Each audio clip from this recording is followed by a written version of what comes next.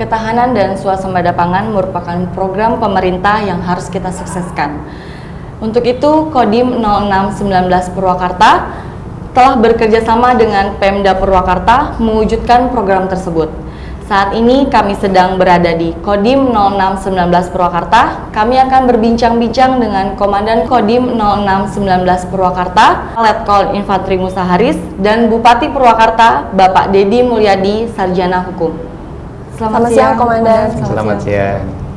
Baik, Komandan, pertanyaan pertama, mohon Komandan jelaskan bagaimana peran Kodim 0619 Purwakarta dalam mewujudkan swasembada pangan. Baik, terima kasih Mbak Ira. Jadi kesempatan hari ini saya menyampaikan bahwa sesuai dengan apa yang sudah menjadi keputusan dari atas bahwa adanya MOU antara Panglima TNI dan pemerintah khususnya mengenai swasembada dan ketahanan pangan, maka kita di satuan bawah khususnya kami Kodim 0619 Purwakarta juga sudah melakukan MOU dengan pemerintah daerah kaitannya dengan kegiatan pendampingan para babinsa di desa binaannya masing-masing terkait dengan pencapaian ketahanan pangan dan swasembada pangan tersebut, di mana para babinsa tersebut mempunyai kewajiban untuk melakukan semua kegiatan aktivitas dalam rangka memperlancar semua kegiatan pertanian.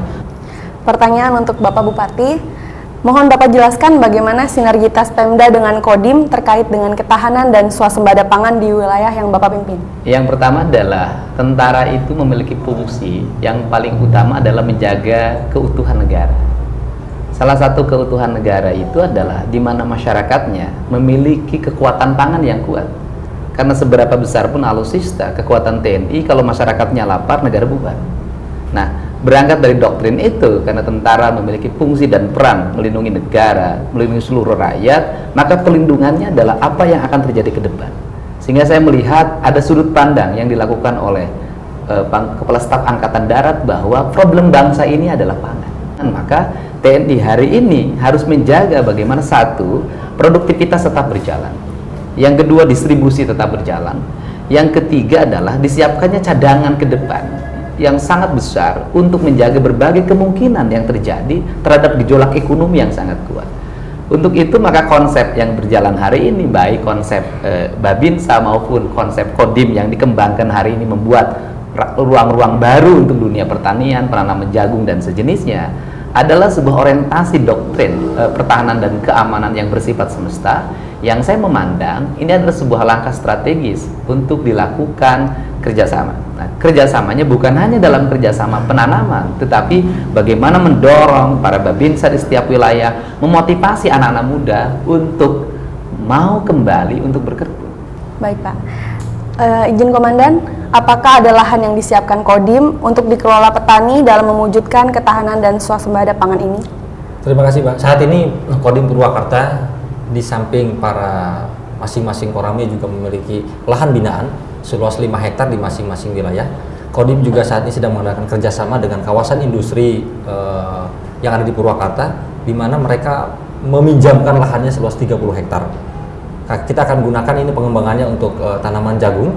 Kemudian menindaklanjuti apa yang disampaikan Pak Bupati bahwa generasi muda, sehingga kami pun memberikan ruang kurang lebih 3 hektar khusus untuk generasi muda yang kami coba dulu dengan FKPP. Pak Bupati, ini mereka sedang bekerja. Kita akan coba sampai sejauh mana putra-putri TNI Polri ini mampu nggak mereka mengelola lahan. Kita kasih ruang mereka 3 hektar, mereka diberikan kebebasan untuk melakukan pertanian. Ini menurut saya Pak sampaikan bahwa saat ini generasi muda sendiri sudah sulit untuk mau bekerja di lahan-lahan pertanian, apalagi sawah, jagung, kedelai yang sekarang menjadi tren bagi kita dalam rangka pencapaian swasembada pangan. Artinya lahan yang kita siapkan ini merupakan lahan tidur yang selama ini tidak digunakan, dan kita sudah melakukan kerjasama MOU dengan kawasan industri.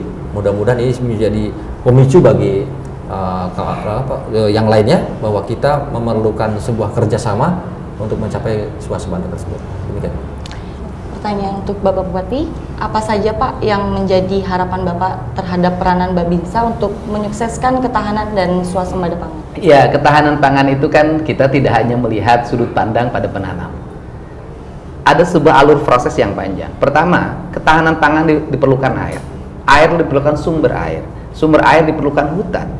Nah, fungsi Babinsa hari ini adalah kalau ingin ketahanan pangan kuat, maka sumber-sumber air harus dipertahankan. Tidak boleh lagi ada penjualan sumber-sumber air untuk kepentingan komersial sebagaimana yang diatur dalam putusan Mahkamah Konstitusi, sehingga nanti fungsi Babinsa adalah digerakkan untuk menjaga hutan.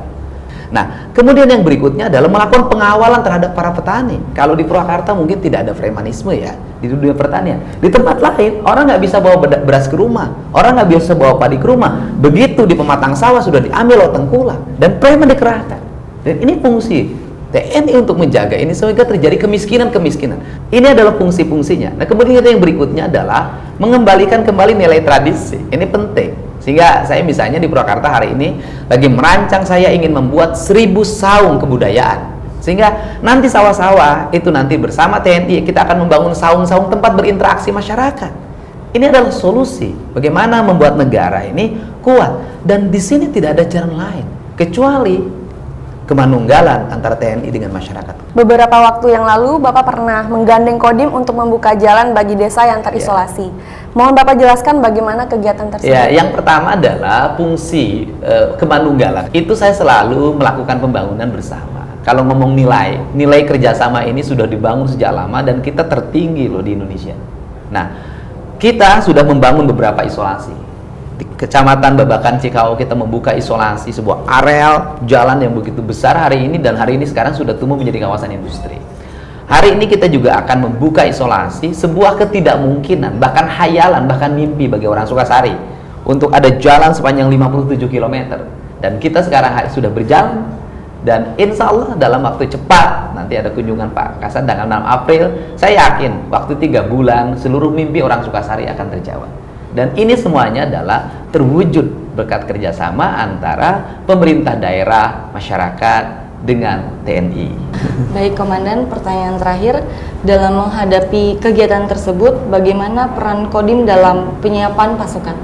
Baik, terima kasih Mbak. Jadi sampai dengan hari ini kita sudah masuk dalam tahap perencanaan dan persiapan, sehingga diharapkan nanti pada tanggal 6 April kita akan menyambut Kepala Staf Angkatan Darat untuk membuka kegiatan ini, di mana yang sudah kita siapkan selain kekuatan dari Kodim sendiri, satu SSK kekuatan 100 orang, kita juga menggerakkan 2 satuan batalion Sipur, yaitu Sipur 3 Kodam 3 Siliwangi dan Sipur 9 Kostrat. Kekuatan ini yang akan kita kerahkan sebagai kekuatan utama dalam membuka jalan yang akan kita laksanakan selama kurang lebih 90 hari kerja, di mana bentangan yang kita buka adalah sepanjang 21,5 km.